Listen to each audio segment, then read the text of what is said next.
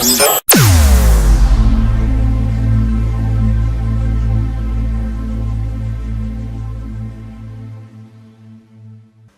čo je nové a čo nás? A ak prídete, tak aj vás neminie. Blíži sa termín 11. ročníka súťaže mladých moderátoriek. A moderátorov Sárova Bystrica. Že neviete, o čo ide? OK, všetkým nevedkom vysvetlíme.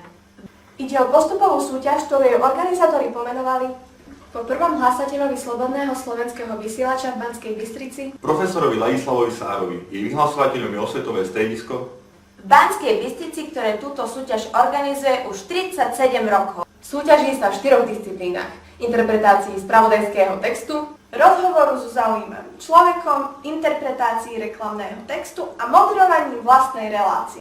Aby to bolo spravodlivé, súťaží sa v 2 vekových kategóriách: od 15 do 18 rokov a od 18 do 25 rokov. Ak ale chcete bojovať o post celoslovenského víťaza, Najprv musíte uspieť na krajskom kole.